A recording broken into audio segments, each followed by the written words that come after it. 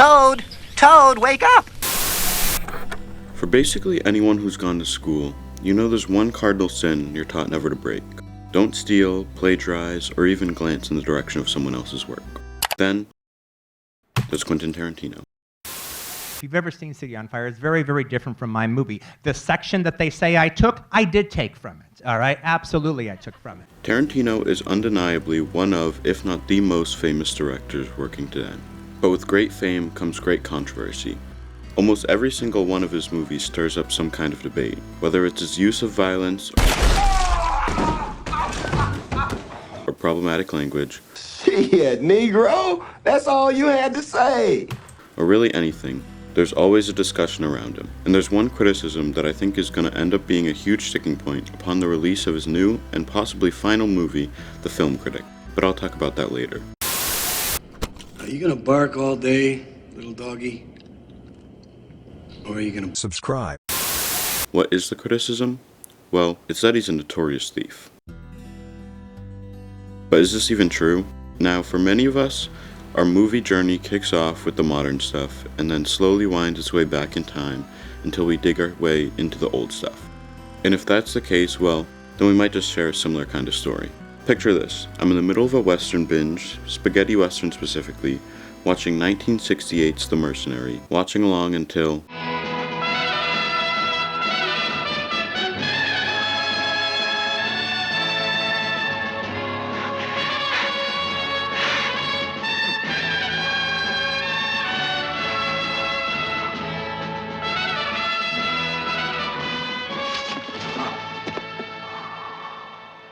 Did you catch that? Looks awfully familiar, right? The same shot pops up in Django Unchained.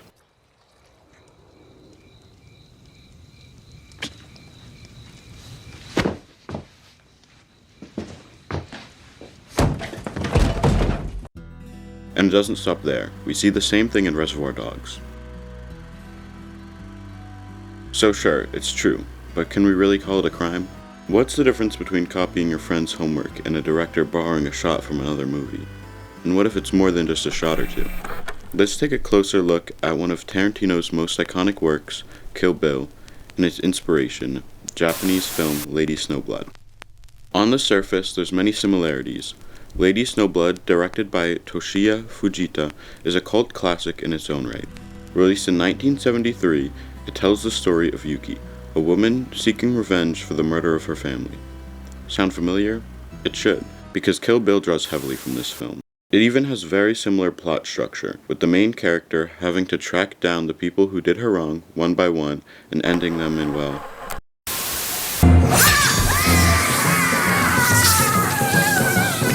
I mean, seriously, some of these shots are practically twins. And you know what? I love it.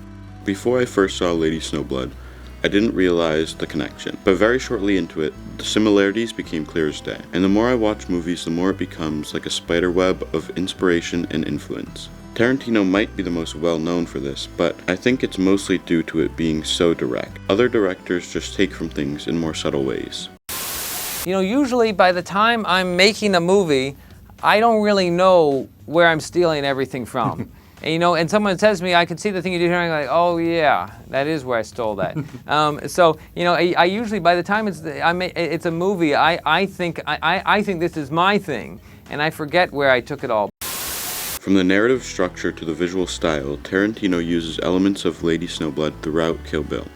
But here's the thing, Tarantino doesn't just copy and paste for the sake of it. He takes elements from Lady Snowblood and reinterprets them in his own unique way.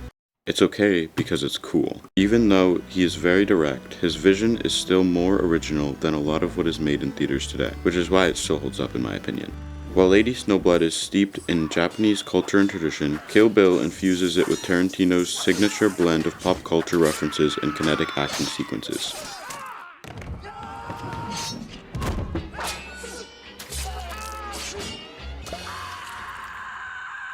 In doing so, Tarantino doesn't diminish the original work. Instead, he celebrates it and introduces it to a new audience. I think this will become apparent when Tarantino's new movie releases. If you didn't know, Quentin's final movie is set to release later next year.